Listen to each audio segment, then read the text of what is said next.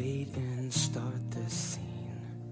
Enter beautiful girl, but things are not what they seem as we stand at the edge of the world.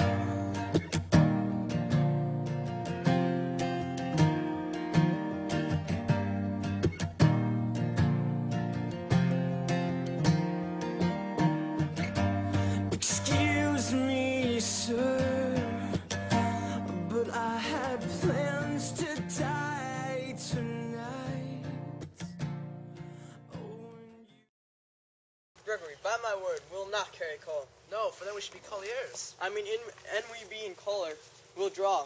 Aye, while you live, draw your neck out of the collar. I strike quickly, being moved. But thou art not quickly moved to strike. A dog of the house of Montague moves me. To move is to stir, and to be valiant is to stand. Therefore, if thou art moved, thou runnest away. A dog of that house shall move me to stand. I will take the wall of any man or maid of Montague's. That shows thee a weak slave, for the weakest go to the wall. True, and therefore women, being the weaker vessels, are thrust to the wall. Therefore I will push Montague's men from the wall, and thrust his maids to the wall. The quarrels between our master and us, their men. 'Tis all the same. I will show myself a tyrant. When I have fought with the men, I will be cruel with the maids, and cut off their heads. The heads of the maids? Aye, the heads of the maids, or their maiden heads. Take it as thou wilt. They must take it in sense that feel it. They shall feel when I am able to stand. And 'tis known I am a pretty piece of flesh. 'Tis well thou art not fish, if thou hast been poor John. Draw thy tool. Here comes to the house of the Montagues. My naked weapon is out. Quarrel, I will back thee. How? Turn thy back and run? Fear me not. No, Mary, I fear thee. Let us take the law of our sides. Let them begin. I will frown as I pass by, and let them take as they list. Nay, as they dare. I will bite my thumb at them, which is a disgrace to them if they bear it. Do you bite your thumb at us, sir? I do bite my thumb, sir. Do you bite your thumb at us, sir? Is the law on our side if I say yea? No. No, I do not bite my thumb at you, sir, but I do bite my thumb, sir. Do you quarrel, sir? Quarrel, sir? No, sir. If you do, sir, I am for you. I serve as good a man as you. No better. Well, sir. Say better. Here comes one of my master's kinsmen. Yes, better, sir. You lie. Draw if you be men, Gregory. Remember thy swashing blow.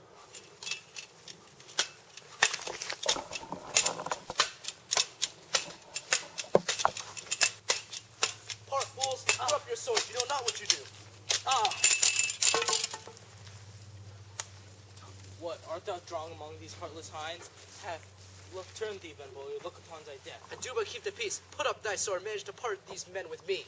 What, draw and talk of peace? I hate the word. I hate hell, all of Montagues, and thee.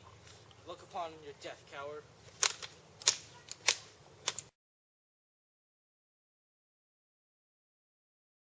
I pray thee, good Mercutio, let's retire. The day is hot, the Capulets abroad, and if we meet, we shall not escape a brawl.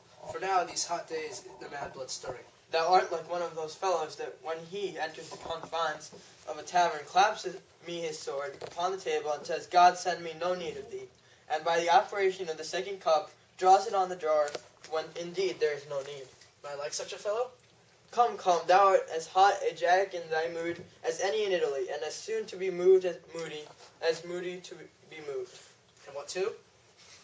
Nay, and there were two such. We should have none, surely, for one would kill the other. Why, thou wilt quarrel with a man who hath a hair more or a hair less in his beard than thou hast. Thou wilt quarrel with a man for cracking nuts, having no other reason but because thou hast hazel eyes. What eye but such an eye would spy out such a quarrel? Thy head is as fond of quarrels as an egg is full of meat, and yet thy head has been beaten as idle as an egg for quarreling. Thou hast quarreled with a man for coughing in the street, because he had wakened thy dog, that had lain asleep in the sun.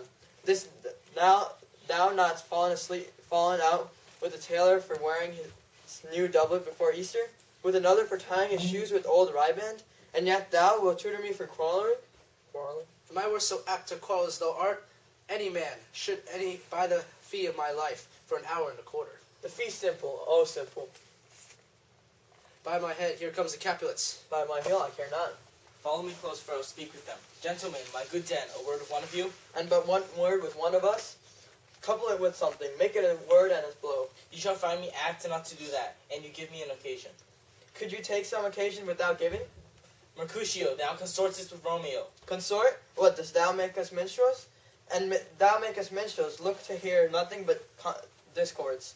Here's my fiddlesticks, here's that shall make you dance. Down, consort. We talk here in the public haunt of men. Either withdraw to some private place and reason collate your grievances, or else depart. Here all eyes gaze on us.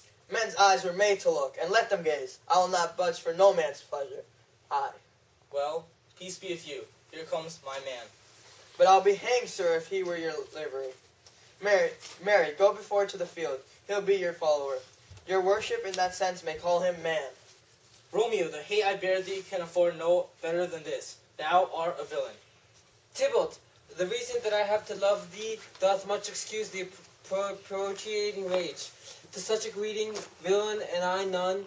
Therefore farewell, I see thou knowest me not. Boy, this shall not excuse the injuries that thou hast done me. Therefore, turn and draw. I do protest, I never have injured thee, but love thee better than thou canst devise. Till thou shalt know the reason of my love, and so, good Capulet, which name I tender as dearly as my own, be satisfied. Oh, calm, dishonorable, vile submission. Allah Stacata carries it Tybalt, you rat catcher, will you walk? What have you done with me? Good king of cats, nothing but one of your 9 lives, that I mean to make bold withal. And as you shall use me hereafter, dry beat the rest of the 8th.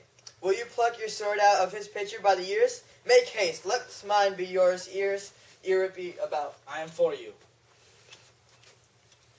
Gentle Mercutio, put that rapier up. Come, sir, your passado. Draw Benvolio, bear down the Wemples, gentlemen, for shame, forbear this outrage. Tybalt, Mercutio, the prince expresses the hath forbidden ban in Verona's streets. Hold Tybalt and Mercutio. I'm hurt. A plague of both your houses. I'm sped. Is he gone and hath nothing? What, are thou hurt? Aye, a scratch. Mary, 'tis enough. Where's my page? Go, villain, go and fetch a surgeon. Courage, man, the hurt cannot be much. No, 'tis not so deep as a well, nor as wide as the church door, but 'tis enough. 'Twill serve. Ask for me tomorrow, and you shall find me a grave man. I'm prepared, I warrant, for this world. A plague, both your houses. Zounds, a dog, a rat, a mouse, a cat, to scratch a man to death?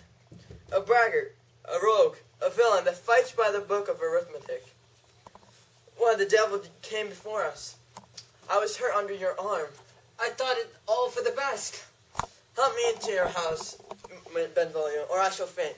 A plague will both your houses. They have made worms meat out of me. I have it, and soundly too, your houses.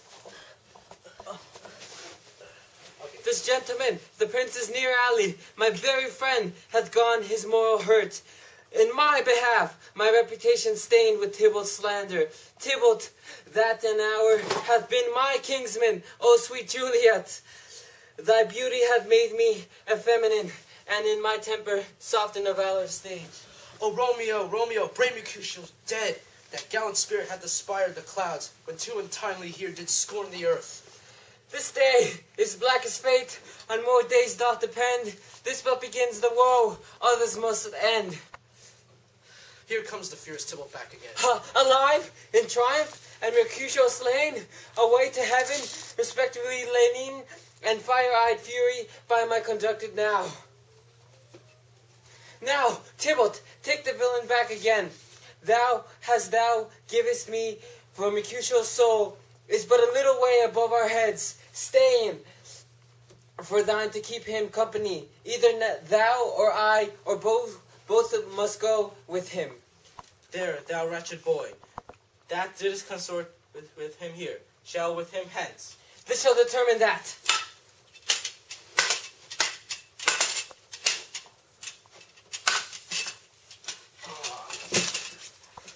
Romeo, away! Begone! The sins are up, and Tybalt slain. Stand and not amused, the prince will doom to death. If thou art taken, hence, begone, away!